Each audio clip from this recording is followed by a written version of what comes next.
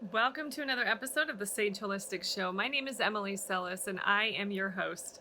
Today, I bring to you the Sage family, our 501c3 nonprofit organization's holistic practitioners, and we're talking all about transitions. Pumpkin spice isn't always so nice, so we hope you'll join us and learn some great tips for how to get through transitions, maybe a little bit smoother.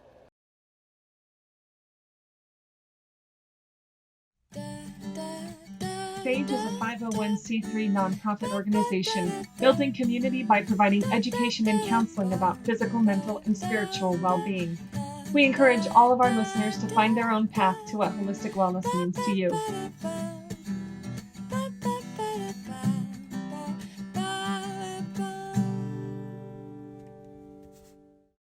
All right. So hopefully we got some people joining us. I know on the back end, we have Pang who is sharing this on Instagram. So hopefully people are able to pop on over here through our link to the Sage chat. But my name is Emily Sellis, and I am the director of Sage Holistic Health and Wellness Center. And I have our Sage family here tonight. Guys say hi. Hi. Hi. Hi. We are here to talk with you guys about transitions. And I put on the post earlier about how it's always a joke. I don't know if this is for you guys because I didn't grow up around here, but I never know what season it is unless I'm really being thoughtful about it. And so it's always like, well, is the pumpkin spice latte, is it on at Starbucks? That always gets me each time. But anyway, you guys pop on, introduce yourselves, and let's chat about transitions tonight, transitioning into the holidays. I'm Liana. I am a licensed marriage and family therapist with Sage, and I'm here to chat. I'm Crystal. I am the nutritionist and Reiki practitioner at Sage. I am Renee. I am a licensed marriage and family therapist and Reiki practitioner. And I'm Reagan. I'm an associate marriage and family therapist and an associate professional clinical counselor here at Sage. Awesome. And I know we're missing one of our therapists off tonight, but so glad that all of us can be together. I mean, first of all, it's just fun to be with you all and for us to be able to connect. And even though it's Zooming, it still feels awesome to be with all of you. And tonight, I just want us to start talking about transitions. I feel like this is one of those words that gets overused or just kind of loses its meaning a little bit, but it's huge. Like transitions are like pretty much everything in life. And so the more we're able to shed some light, the better. And so I just want you guys to just speak and throw out some stuff about like what transitions mean to you and kind of how you approach those. So just kind of get the conversation going. I'll start. I feel like transitions are always kind of start with expectations that are unknown and whatever that is. And I was just thinking about what like my own experience with transitions, what that means. And I realized almost 6 years ago, my family and I moved back to California, and we were just heading into the holidays and just without family. We didn't have any family here. And I think just something we had to really do is not attach ourselves to any type of outcome. I mean, just we moved right before Thanksgiving, or it was between Thanksgiving and Christmas. And I think just keeping, going from having family around all the time to being with kids and our family with just us and creating new experiences, but also, not expecting everything to go perfectly the way that in our mind we felt it was supposed to go. So I think just with transitions, not really worrying about the outcome and just knowing that transitions usually happen for growth, and just remember that transitions are a good thing, but we don't have to attach ourselves to the outcome, because then we get ourselves worked up or maybe set ourselves up for failure. Because nothing ever goes as we plan it out in our head. As much as we think we can, get all the details in there. It never happens exactly the way that we plan it. So just to kind of make sure we don't put those expectations on ourselves. So Oh, that's that's huge. Oh my gosh, coming during the holidays, especially, which is so apropos to what we're talking about tonight. There can be so much pressure that we put on ourselves. And I mean, where does that even come from, do you think? All this pressure and expectations we put on ourselves. yeah, I don't know, especially as parents to just, I think with the holidays, you want everything to be magical and just, yeah, especially in a move, make things feel comfortable. It's tough, Yeah, Yeah, I mean, absolutely. but we all do it and we all get through it. yeah. Yeah, and that's what we're going to be talking about tonight is kind of how to get through it. We're all going to be sharing some tips with you guys on how to get through it. But who else? What does a transition mean to you, and how has that played out in your life? I mean, I feel like even like what you were speaking to, Renee, right? Like this idea around like all these expectations that do get put on. In some ways, I don't know, it's like this connection to uncertainty that comes with transitions, right? Where it's like, of course, like there's some level of looking ahead to see like, what could I expect? Both good, I mean, that can be used like both in a helpful way where it's like, what could this lead to? What kind of like growth could I gain from this? And there's also, of course, in the way where it's like that catastrophizing sort of sense. But I think in some ways, like for me, it's even just like a reminder in these moments, like around transition, that like transitions are kind of like one of the spaces that like hope grows in, right? Because kind of when you think about hope, like sort of the precursor to it is that there has to be some level of uncertainty, right? Because it's like you don't feel hopeful about something unless like there's some like level of like I don't quite know how this is going to turn out, but like grounding into some level of like what do I feel hopeful about, like what could this lead to, and so in some ways that's like been a helpful sort of like piece of moving through transitions for myself. Gosh, that's so hopeful. Like even just hearing that, I'm like, I know. wow. I wish I could be in that space too, but there usually is when we resolve a transition, there usually is that place that we get to. And I bet some of our listeners tonight are in that space of maybe like, well, how do I get to that hopeful place? So that will be a fun thing for us to come back to. Absolutely. But I love what you're bringing up because it's so true. That's where the real growth happens, when that hope kind of takes hold or takes root. Well, and I guess even like you're speaking to like in that ability to like, how do you even get there, right? Because it's really easy for me to sit here and be like, just be hopeful, and that would Yeah. Yeah. And I think for myself, like when thinking about transitions, I always kind of like bring it back to some like movement aspect, right? Because in some ways that's like a tangible way to even like to look at it, where it's like, so of course I go back to yoga, like even like transitioning from like one pose to another, like how do you make those transitions? And in some ways it's like applicable to life in a sense of like, there is a need for like awareness, right? Like prepping yourself in some capacity. And sometimes that's just like being mindful of like, am I breathing through this? Like, where is it that I'm even going? Like, how can I prepare myself like for whatever it is that's coming next? Yeah, I don't know. I like that use of the word awareness. I like that a lot. Just being aware of your process. Yeah, it is what the A stands for in SAGE. I know. I've been reading all the Just kidding. Just kidding. But no, I love that yoga pose idea too, because it's like sometimes easier to see it when it's a shorter transition and one that we can all move through instead of some of the more daunting ones, right? But utilizing and breaking it down to that simplicity is beautiful. Yeah. I like that you said awareness, Renee, because that's currently something that I'm working with.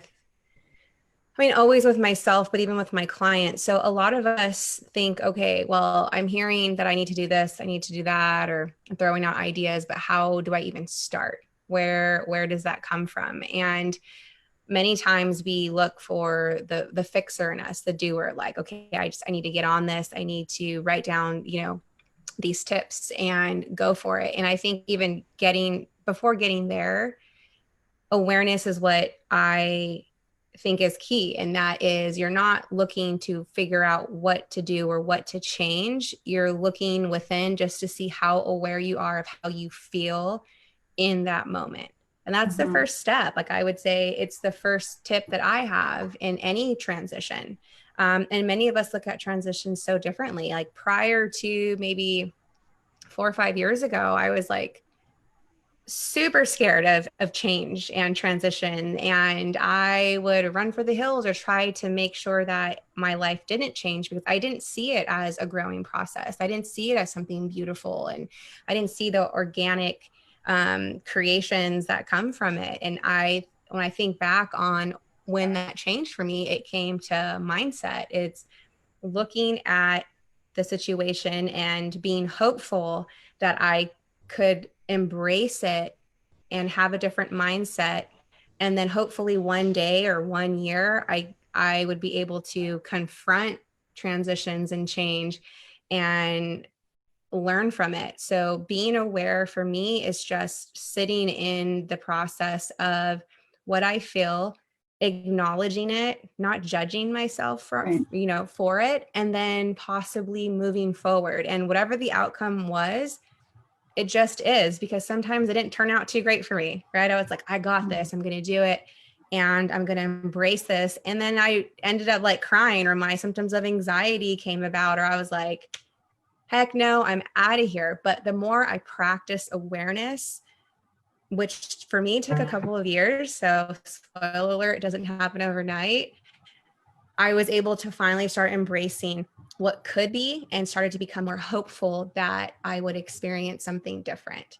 So I think just giving yourself that space to be patient with yourself, non-judgmental, and just meeting yourself in that moment is what would be like my first tip to address change and transition, and to just not run from it, just like, I'm going to try. And if shit, it doesn't work out, at least you try again, at another time. But the holiday seasons are coming. So it's just something to think about.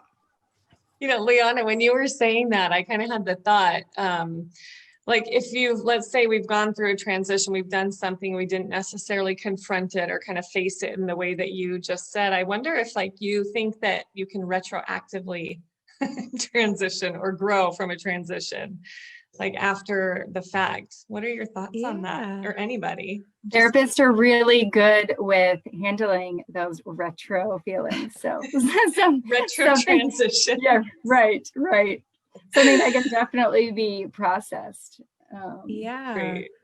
I mean, I think absolutely, right? It's just the idea that you're thinking about it. It's the idea that you might address this differently, or that you're just not moving in the same motion the same way you did in the past, because obviously it wasn't working for you, or it didn't feel right anymore. So I think again, go back to awareness. It's the idea that you just paid attention. How about that? Instead of saying awareness, you're just paying attention to what's happening around you, what's happening internally, and you're taking note of it. You're being compassionate with yourself and saying, all right, this happened. I don't know if I learned from it. I don't know what's going to happen, but if I continuously pay more attention to myself and where I'm at, I think inevitably there's going to be some type of change and or acceptance of what is happening for you. Yeah, that's true. What were you going to say, Reagan? I love that. Like, everything that like you're bringing up in terms of, like, it just reminds me that, like, sometimes, like, in that, like, a transition for me, it stands out as like, it's like moving from like here to there, even if that's just like moving from like this season to the holiday season, or from this job to this job, or like this to this.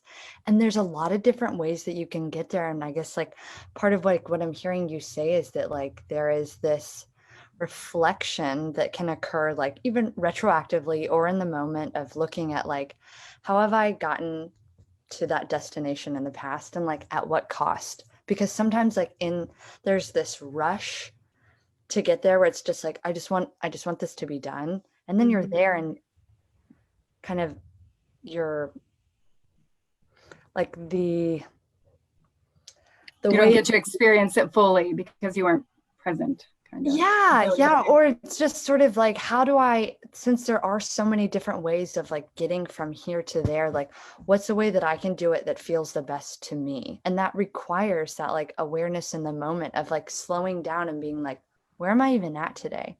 Like, where do I like, where is it that I'm needing to transition to even just today? Like, is it all the way? Like, it's obviously like context driven, but yeah, I don't know. Sort of like lost my train of thought. And just like We're just chatting. everything just Liana hanging did. out. We're I good. liked it. It was good. We were all with you, Reagan.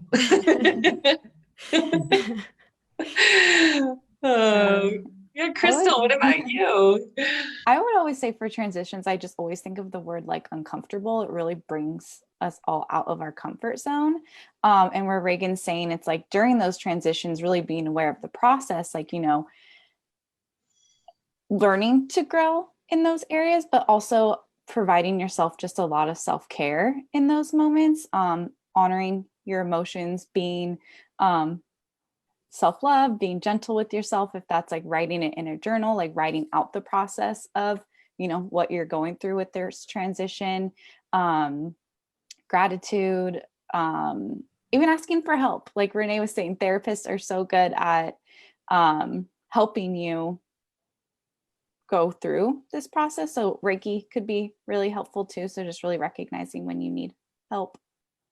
Yeah, gosh, with the Reiki too, I think that's really the like transitioning into that new energy, like how to let go of the old energy that we're in and the things that aren't working, and just being really thoughtful, like you guys are saying, of like even writing it down. Like, what do you want this transition to look like? Like looking at the holidays, what do you want these holidays to be like? And just getting really intentional about that, especially with everything with COVID going on. I mean, of course it's going to be different this year, and everyone's story is going to be different as far as how different it is. But like looking at what it is that you can get, and sometimes running it by a friend or someone else to get a different perspective. Like, this is what I would like it to be. This is what the obstacles are. What do you think? Or how can I think about this differently or come at this in a different way? Yeah, it sounds also, you know, what you're saying, Emily, it's like managing realistic outcomes too, right? That, you know, for a second, I kind of forgot about COVID. I don't know if I've purposely just, you know, kind of blocked it out. And I'm so used to telehealth now that I'm like, no, problem solved. We got this. And I kind of thought like, oh, well, what are you going to do? Have a telehealth Christmas party, you know, like with your family. So for a second, I was like, oh my God, yeah, that's right. We are still in this, you know, pandemic. And even though we're starting to get back to some of our regular activities, there's still other family members or people that view this differently, and we, you know, respecting ourselves and respecting others, but it's just being realistic. So it's like also talking about, we have our emotional mind, and in our emotional mind, when we stay there a little too long, that's where our symptoms of like stress and anxiety occur, and that's where our fear happens. But learning how to like swing it into the logical side as well, and bringing up facts, like, this is how I can be realistic. Like, there's things that I want, but what are the facts behind it? What is the realistic, what's the real info that I'm working with, and learning how to swing between the two and like having it come together and mesh together. So you have this more mindful approach to how you're going to go about this, whether you are seasoned in transitions or you're a beginner, and just learning how to be more aware of what's actually happening instead of moving through the motions and, you know, experiencing unwanted or very uncomfortable situations that we tend to put ourselves in during the holidays, and to be able to just kind of manage that a little bit more as we move through it. That can make or break how you're going to feel that day, or just even through the season of all of the holidays, you know? Yeah, I think even when you're saying being in the logic mind, part of that is being flexible too, and just knowing it doesn't have to be this way, or you know, not expecting everything from other people who are involved, or you know, if your friend gives you advice, just listening and not saying, no, I don't like what you said. I'm going to do what I'm going to do what I want because I feel like that's what I should do. But being flexible enough and being open to feedback and to just knowing that things don't have to be, perfectly planned. Transitions are, like Crystal said, it's sometimes you've got to be uncomfortable to grow, and transitions are a really good place for that.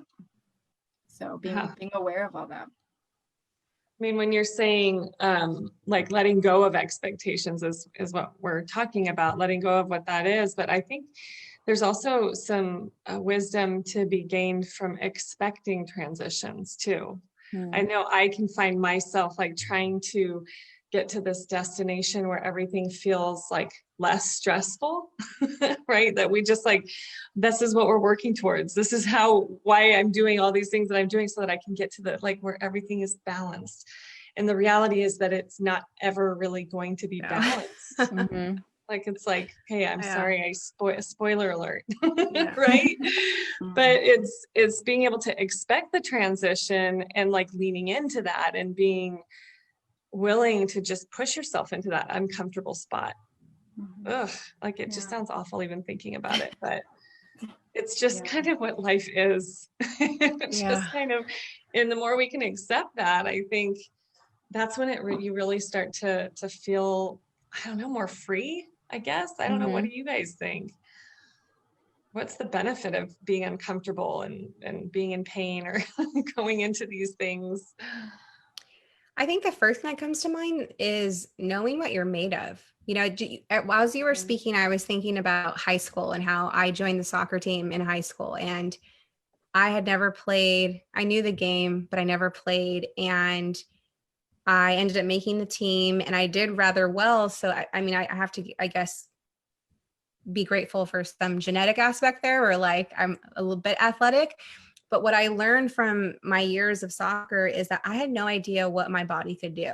I didn't know what my mind could do. I didn't know what it was to, reach that place where my body almost failed, right? But I was able to do it. And with each practice, with each game, I was aware of new abilities. And if I hadn't put myself in that uncomfortableness, I would have never known that I could actually get through it, that I didn't have to be fearful or feel so insecure that I wasn't as seasoned as my other teammates, that I didn't know everything I needed to know. And the fact of the matter is I didn't know everything, but I knew enough, right? So I took the little that I knew and I applied it and just tried. And there were some days where I'm like, oh my God, I look like an amateur. This is awful. I'm not as good as the other girls. I was even trying to maybe if I just wear my uniform different or if I flex, I'll look better. Like there was just always something. But with time, even through the first season, I kept myself in that uncomfortable situation because every time I finished a day of training, I found out what I was made of just a little bit more, and then a little bit more, and then a little bit more till I could finally say, oh man, I'm a soccer player. Like I'm a legit soccer player. And it was one of the biggest moments of my life. And I've taken that experience into every single aspect of my life. Sounds super silly, but into my jobs, into school, into my profession, where there's times where I just don't feel like I'm adequate enough. I take myself back to that experience and go, well, if I did it then, I could do it now.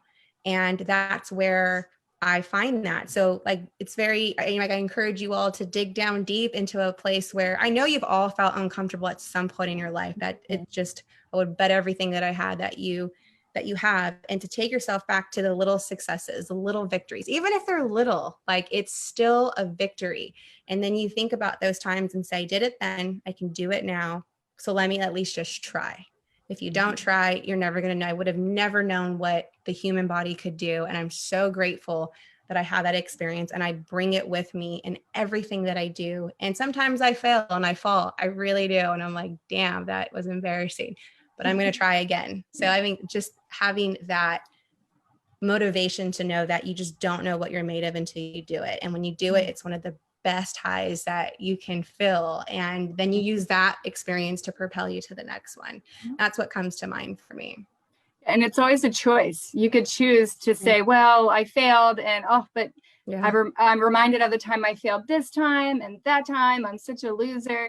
but that's your choice. You also have the choice to say, no, I had this experience and I pushed through and I made it. And if I made it then, I can make it now. And it's all about our mindset. And like Reagan, you're saying, talking about just being, you're saying like joy, or just like being, I forget the word they Hopeful. use now, hopeful, like, oh, it's easy to just be hopeful, but you can choose that. You can choose to have the approach of, I'm going to be hopeful about this. And it's all about, mind over matter. There's so much power in that. And I would say with that too, kind of just like trusting, no matter what path that you take, it's the right one. So those times like when you actually do fail, that is the learning experience. You learn a little bit more, but then also too, just a whole nother better, bigger experience comes into play. I know all the times when something didn't work out how I wanted to, I always got something in the end that was so much better and aligned a lot better with my path. So it's kind of just trusting that when something fails, that it just really wasn't right for you. Yeah, I like that. That totally made me think about how it's like these transitions like that we go through. It's like I know this is so like 80s, but choose your own adventure books. They need to bring those back if they haven't already.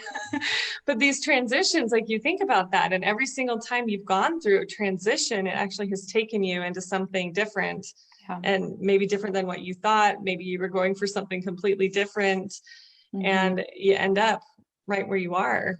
Which, where else can we be when we got to, keep moving forward. But it's such a twist. The twists and turns of life are incredibly challenging and rewarding, and just what makes life amazing. Yeah, life would be terribly boring if we just stayed still the whole time. So we have to acknowledge, static, right? That life does, like the stream of life, like it's like one of the like great, it's like a blessing and a curse, right? That things just like continue to move on, right? Even though there's some moments where you feel like time should stop because maybe something traumatic or big has happened, but it just keeps going. And in some ways it requires that we continue to move with it, which is kind of like what transitions can be in their most minor, or the smallest sort of dosage. That's I guess that's my tip, or my quote of the evening is, the only thing constant in life is change. Just remembering to move with that, to kind of go with that. But I know we're kind of getting to the end of our time. Are there any last things? I know this time always goes so quick, but we just want to jump on here for this little chat. And you guys have any last things that you guys want to share before we go? It's okay if we go a few minutes more too. We don't have to cut it off. Breathe. Yes. Like it just, and when I say breathe, I mean breathe and use your diaphragm. We are accustomed to a society full of shallow breathers, and we're unaware of it because that's just automatic for us, and it's what our body does. But if at any point life feels overwhelming, don't underestimate the power of deep belly breaths. And if you don't know, trust, you can YouTube and they will show you how to do deep belly breaths. And it's just, for me, when I think of it, I think of self-love, like the oxygen I'm bringing in and making sure that I'm taking that deep breath, getting oxygen to all my vital organs, making sure my gut health, Crystal can attest to this. Your gut health is so important. That's where your body talks to you. That's where your body lets you know something's not right internally. And making sure that you inhale self-love, AKA oxygen, a few times out of the day, and just reset. Like if things aren't going your way, just take a moment to yourself, literally step away, take 5 deep belly breaths and reset and just start over. You got this. It's never too late to begin again. So that's so cute. No. It's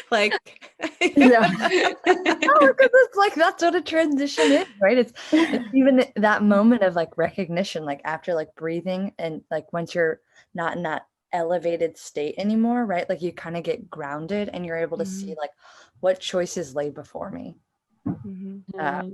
Because again, there's a lot of different ways to get from here to there, and in doing a transition like that, there has to be like that ability to recognize the choices that are available to you. Mhm. Otherwise it starts to feel like this like forced path, which feels really like, it doesn't feel good. It feels like that's like where like resentment builds and just negativity is fosters. Yeah, so restricting and constrictive. I mean, so that flexibility. I always think of that yoga, the yoga thing. Like the more flexible we can be, the better. Yeah, Mhm. I think just owning your uniqueness, not comparing yourself to other people's journeys. It's a waste of time. Trust, I've tried. It gets you nowhere real fast. Like this is your story, your path, own it, and Yeah. be proud of it if you can. Comparison is the thief of joy. truly. One of my favorite quotes. I love that. True. Yeah. It's so true. Any other last thoughts about transition? Little words of wisdom we want to leave with our listeners? I think I know for a lot of the schools right now, our kids are transitioning back to, I know we all have choices. Some kids are transitioning back on campus. So I think just from mom to mom, I just want to say, we'll all get through this transition. This has been, I think, a really unique transition that a lot of moms have been, or parents, I shouldn't just say moms, but parents have been in this school year in our children. So, just, I guess my thoughts are with all of you parents this week as we start to transition back to on-campus learning. But I don't know. I just felt like I needed to restart this week in Orange. So it's like talk about it, right? Like the breathe through transitions, it. we want to talk about it. We don't want to just like white knuckle it, just try and get through it. So you're just putting it out there. This is okay to talk about. Right. How to get through this. We will get through it. Yeah. I feel like we covered so much. I know, so many little pearls, little pearls of wisdom. It's been fun chatting with all of you. Thank you so much for joining us tonight, for those that joined us. And we'll see you next time. Bye. Bye. Thank you for spending some of your time today with us at Sage Holistic Health and Wellness Center. If you like what we're all about, please consider supporting our nonprofit organization by making a tax-deductible donation. To do this, you can go to our website at www.sagewellnessctr.org and click on Donate in the upper right-hand corner. We look forward to spending some time again with you real soon. Take good care.